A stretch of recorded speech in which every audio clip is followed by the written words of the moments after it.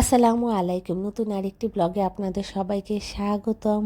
আর শুটকি তো শুটকি, মানুষ তো পাগল, সাথে হচ্ছে বিড়ালও। আমাদের উপরে হচ্ছে ২টা বিড়াল থাকে, তো এই বাসা হচ্ছে আপ ডাউন করা তাদের একদম কি বলবো নিত্যদিনের ব্যাপার। তো বিড়ালটাই এসে দেখলাম যে স্টোর রুমে শুটকি চাটছিল, তো ওকে খেতে একটু দিয়েছিলাম, বাট ও না খেয়ে আমাকে দেখে দৌড়ে পালিয়ে গেল। আর জারিফ এইদিকে বিড়ালটাই খুঁজছিল। আমার ঠান্ডা লেগেছে তাই গলা জড়িয়ে যাবে, কি আর বলবো, ঠান্ডাতে জর্জরিত। তো বিড়ালটা এখন উপরে চলে গিয়েছে।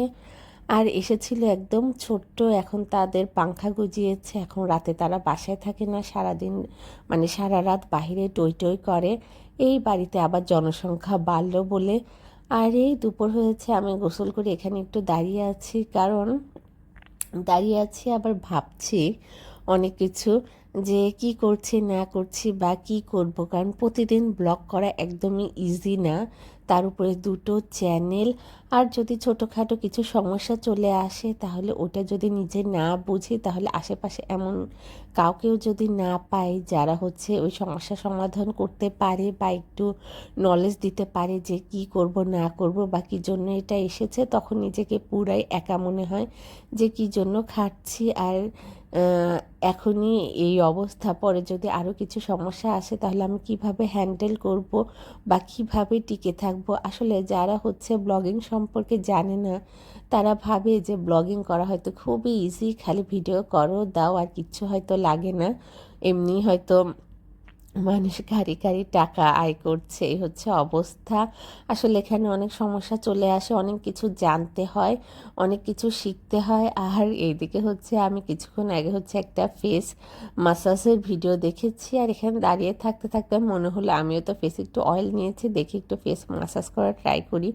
বাট কি আর দেখি, শুধু কোনো কিছু আর অ্যাপ্লাই করি না, আর পরে মনেও থাকে না কত কি দেখি, যে বাসায় কীভাবে স্কিনে টেক কেয়ার করা যায়, কিভাবে কি এই সেই সব দেখি, পরে আবার সব ভুলে যাই, কিছুই আর ওইভাবে অ্যাপ্লাই করা হয়ে ওঠে না সময়ের অভাবেও, প্লাস হচ্ছে কি আর বলবো, পরে আর মনেও থাকে না যে কী রেমেডি দেখেছিলাম।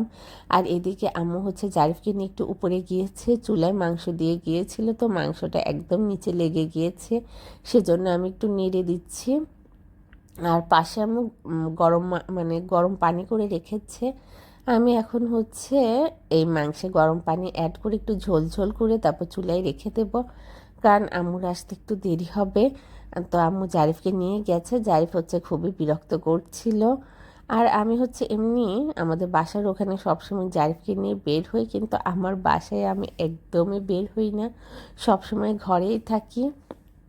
আমাদের বাসার ছাদে তো মানে যাই না কত কাল, আর নিচেও তেমন বের হই না।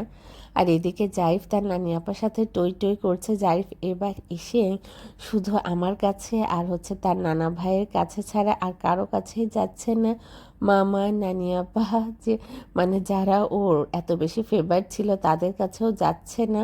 আর এই জানালা দিয়ে আমাকে দেখে এখন তার নানি আপার হাত ধরে টেনে ঘরে নিয়ে আসছে, যে চলো চলো ঘরে যাব, মা আছে। তো এখন সে একটু আমার পিছে পিছে ঘুরছে। তো এটা দেখেও আবার অনেকে বলে যে এত মা পাগল হতে হবে না, মানে খুবই অযৌক্তিক কথা, মা পাগল বলতে আবার কি, মায়ের বাচ্চা মায়ের মানে মায়ের জন্যই তো কাঁদবে বা মার সাথেই তো থাকতে চাইবে। আর এটাই তো সময়, যখন বড় হবে তার আলাদা জগৎ হবে, তখন তো অবশ্যই মানে তখন অবশ্যই মা ছাড়া তার তার আরও অনেক কিছু থাকবে। তো এখনই সময়, তাই মায়ের কাছে আসে, মা ছাড়া তো তার এমন কেউ নাই। তো এই হচ্ছে অবস্থা। আর ওর ভালোই ঠান্ডা লেগেছে। ওর ঠান্ডা তো ছিল, এখনও আলহামদুলিল্লাহ ভালো, কিন্তু এখন আবার আমার ভালোই ঠান্ডা লেগে গেছে।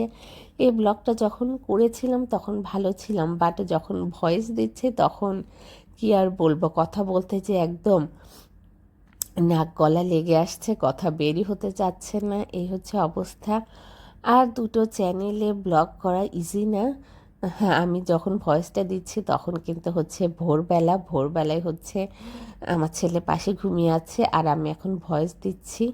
আর এদিকে হচ্ছে আম্মু একটু বাইরে গেল, আমাদের মানে বাসার খালা ঘর মুছছে, আর জারিফ হচ্ছে তার নানা বাড়িতে আসলে যে তার মানে সিক্রেট প্লেস বা তার আকর্ষণীয় জায়গা, সেটা হচ্ছে কোথায় বিস্কিট আছে, কোথায় চানাচুর আছে, কোথায় কি আছে সেগুলি একটু ঘুরে ঘুরে দেখা, আর হচ্ছে মানে খাবার বাদ দিয়ে ওগুলো খাওয়া। ফ্ল্যাটের বাচ্চারা হয়তো ফ্ল্যাটেই ভালো থাকে, নিয়ম করে খাওয়া দাওয়া করে, তারপর নিয়ম করে ঘুম, সব কিছুই নিয়মে থাকে। এক জায়গায় আসলে তাদের সব কিছু এলোমেলো হয়ে যায়, খাওয়া দাওয়া এলোমেলো হয়ে যায়, তারপরে কি আর বলবো, স্বাস্থ্যের অবনতি হয়। এইদিকে এই জারিফ হচ্ছে চিপস খেতে চেয়েছিল, সেজন্য বাসায় দেখলাম আমার ভাই 3টা মেরিডিয়ান চিপস এনে রেখেছিল, তো আমি আর জারিফ দুইজনে খেয়ে সাবার করে দিয়েছি। এই মেরিডিয়ান চিপসের সাথে আমাদের শৈশবের অনেক স্মৃতি জড়িয়ে আছে, কারণ এত পরিমাণে মেরিডিয়ান চিপস আমরা খেয়েছিলাম তার কোনো হিসাব নেই। মেরিডিয়ান চিপসের সাথে আগে অনেক গিফট দিত, গোল গোল কি যেন দিত, হচ্ছে অনেক কার্টুনের ছবি থাকতো, ওটার সাথে নাম্বার থাকতো, বা হচ্ছে ওখানে অনেক গিফট দিত, ইয়ো ইয়ো দিত, চকলেট দিত, আরও অনেক খেলনা দিত। এমন কি নাই যে আমরা পাই নাই, সব কিছু পেয়েছিলাম। আর কালেকশনে অনেক কিছু ছিল, বাট বাসা চেঞ্জ আরও অনেক কিছু ইতে হচ্ছে ওগুলো হারিয়ে গেছে। তো কি আর করার, থাকলে পরে অবশ্যই শেয়ার করতাম, দেখাতাম। আর এদিকে যাই প্রথমবার মেরিডিয়ান চিপস ট্রাই করছে। এখানে এসে ঠান্ডা লাগার পর জারিফে ভালোই অনেক চিপস, চকলেট, বিস্কিট অনেক কিছু ট্রাই করে ফেলেছে। তার নানা ভাই তো তার জন্য একেবারে দামি দামি জুস, বিস্কিট ওগুলো নিয়ে এসেছিল, যে জারিফ কিছু খাচ্ছে না এগুলো খাক। আর নানা ভাই এনেছে এত কষ্ট করে, তারপর আবার না দিলেও তো কেমন, সেজন্য হচ্ছে তাকে কিছুটা দেয়া হয়েছে, সে খেয়েছে। আর এই মাঝে মাঝে এসে আমি বাইরের ওয়েদারটা দেখছি আর আপনাদের সাথেও শেয়ার করছি। আর জাইফের পাপা এসেছে, সেজন্য তার বাইকটা বাইরে আছে। আর এভাবেই আসলে সারাদিন বলতে এভাবে সময়টা যায়। ব্লগে আমরা হচ্ছে আমাদের সুন্দর সুন্দর মোমেন্টটা সুন্দরভাবে আপনাদের সামনে প্রেজেন্ট করি, সেজন্য মনে হয় যে আমাদের প্রতিদিনই হয়তো আনন্দের, প্রতিদিনই